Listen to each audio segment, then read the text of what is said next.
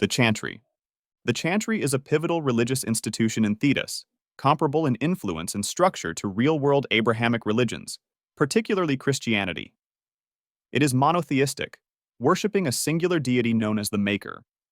This religion is guided by the sacred text, the Chant of Light, which is analogous to the Bible or Quran. The Chantry's teachings revolve around the teachings and sacrifices of Andraste, a prophetess figure similar to figures like Moses or Jesus, revered as the bride of the Maker. Central to the Chantry's power structure is the divine, akin to the Pope, who presides over the religion from the Grand Cathedral in Val Royeaux. Under her are various clerical ranks. This hierarchy reinforces the Chantry's widespread influence, both spiritually and politically, across most of Thedas. The Chantry's doctrine has significant social and political implications. It governs the use of magic through the Circle of Magi, similar to how historical religious institutions have sought to control mystical or unexplained phenomena. The Templar Order, serving as the militant arm of the Chantry, regulates mages and enforces the Chantry's laws, drawing parallels to historical religious knights like the Templars or Teutonic Knights. Despite its predominant presence, the Chantry is not without internal and external conflicts. The most notable is the schism with the Tevinter Imperial Chantry, reflecting historical divisions like the East-West Schism in Christianity. The Elven Pantheon. The Elven Pantheon is a collection of deities once worshipped by the ancient elves of Thedas, reminiscent of polytheistic belief systems like those of ancient Greece or Rome. It comprises various gods, each embodying different aspects of nature, culture, and ideals. Central figures include Mithal, the protective mother goddess, and Fen-Harel, the notorious trickster god. These gods were deeply revered and played a significant role in shaping the Elven culture and their understanding of the world. Elven legends speak of the gods' interactions with the world and their influence on the course of Elven history. This reverence is evident in the remnants of Elven architecture, where statues and artifacts depicting these deities are abundant. The belief in the Elven Pantheon waned significantly following the rise of human civilizations and the establishment of the Chantry. However, some elves, particularly those living in isolation like the Dalish, continue to uphold these ancient beliefs.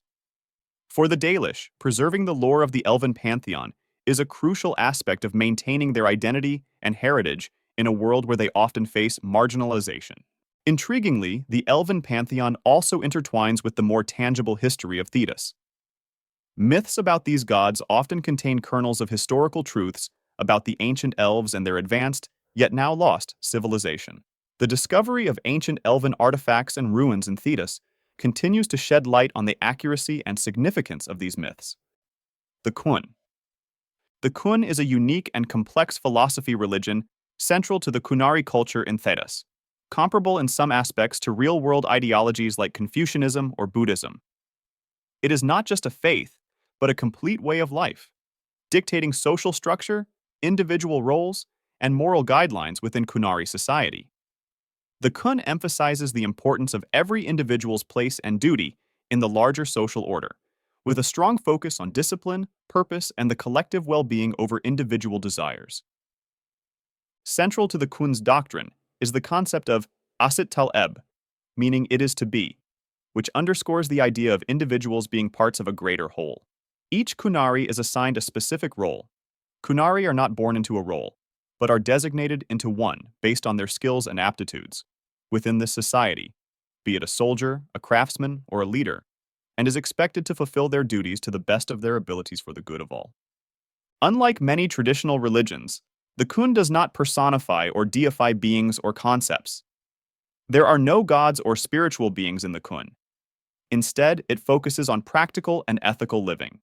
This makes the Kun more of a social order and philosophical system than a religion in the conventional sense. The Dwarven Ancestor Worship. The Dwarven Ancestor worship is a central aspect of Dwarven culture in Thedas, rooted in the deep reverence for the past and the legacy of ancestors.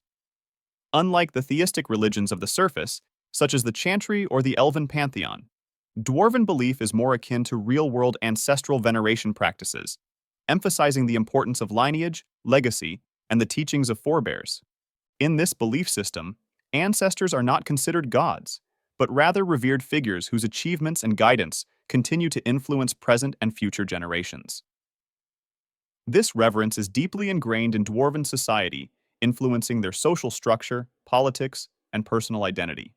Each Dwarven family, or house, takes great pride in their ancestors, often tracing their lineage back centuries. The stone, a spiritual concept unique to the dwarves, is also a critical component of their belief. The dwarves believe that their ancestors' spirits reside within the stone, and that they maintain a connection with the living through it.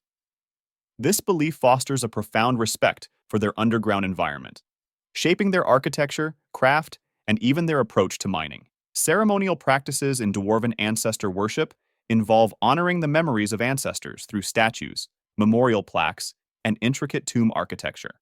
These practices are not only a way of paying respect, but also serve as a reminder of each dwarf's duty to uphold the honor and achievements of their lineage. Notably, this form of worship also impacts Dwarven attitudes towards magic and the surface world. As their beliefs are more secular and grounded compared to other Thedas religions, dwarves often view magic and its associated religions with a certain degree of skepticism. The Avvarian Gods. The Avvarian Gods are a central part of the belief system practiced by the Avar, a tribal people living in the Frostback Mountains of Thedas. This pantheon is distinct from other religious beliefs in Thedas, such as the Chantry or the Elven Pantheon, due to its deep connection with nature, spirits, and the land. The Avvarian religion is animistic and polytheistic, reflecting aspects of real-world indigenous spiritualities where nature and the spirit world are integral to daily life and cultural practices. Each of the Avvarian gods represents different aspects of the natural world and human experience. For instance, they worship gods associated with the sky, mountains, and animals, which shows their profound respect and understanding of their harsh, mountainous environment. This belief system does not just encompass worship of these gods, but also includes a deep respect for the spirits that inhabit the world around them, which they often interact with directly. Avvarian religious practices involve rituals and offerings to these gods and spirits, which are believed to help maintain balance and harmony within their community and the natural world. Their shamans, known as augurs, play a vital role in these practices. They communicate with the spirit world, interpret omens, and guide their people in both spiritual and everyday matters. One unique aspect of Avvarian belief is their view of magic. Unlike the fear or regulation of magic seen in other parts of Thedas, the Avar see it as a natural part of the world. Mages are trained by the augurs and are integral to their religious practices. The Tevinter Imperial Chantry.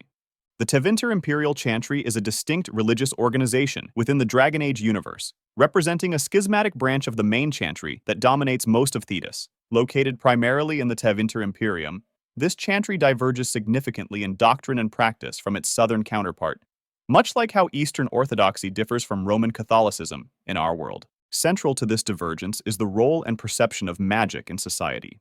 Unlike the main chantry, which views magic with suspicion and strictly controls its use through the circle of magi, the Tevinter Imperial Chantry integrates magic into its religious and societal hierarchy. In Tevinter, mages form the ruling class, with the most powerful holding positions of significant religious and political power. This contrasts sharply with the more restrictive and often fearful approach to magic seen in other parts of Thedas. Another key difference lies in their interpretation of the prophet Andraste's teachings. The Tevinter Chantry believes that Andraste was a mage and thus sees magic as a divine gift to be embraced and used, not a dangerous tool to be regulated. This interpretation greatly influences the structure and ethos of their society, where magical ability is a path to nobility and power. The head of the Tevinter Chantry is the Imperial Divine, a parallel to the Divine of the main Chantry. However, the Imperial Divine's authority and influence are more intertwined with the Imperium's political machinery, reflecting a closer union of church and state than in other parts of Thedas. The Old Gods of Tevinter. The Old Gods of Tevinter are a group of ancient, dragon-like deities once worshipped in the Tevinter Imperium, a key region in the Dragon Age universe. This pantheon is central to the history and culture of Tevinter, bearing similarities to real-world ancient mythologies, where powerful, often animalistic gods played crucial roles in the formation of societal beliefs and practices. These old gods are believed to be primordial beings residing in the depths of the earth. Their worship in ancient Tevinter was marked by extravagant temples and rituals, reflecting the empire's might and the high regard in which these deities were held. Each old god represented different aspects of the world and had a dedicated priesthood and temple. The worship of the old gods was deeply intertwined with the use of magic. In ancient Tevinter, mages were the ruling class, and their magic was often seen as a divine gift from these deities. This association led to a society where magical prowess was the primary determinant of power and status, in stark contrast to the Chantry's teachings in other parts of Thedas. The transition from the worship of the old gods to the Andrastian Chantry, and later the Tevinter Imperial Chantry, represents a significant shift in the religious landscape of Thedas. This shift was not only religious but also cultural and political, reshaping Tevinter's identity and its relations with other nations. A critical aspect of the Old Gods' lore is their connection to the Blights, catastrophic events in Dragon Age lore. According to legends, when an old god is corrupted by the Darkspawn, it transforms into an archdemon, leading the Darkspawn in a devastating invasion known as a Blight.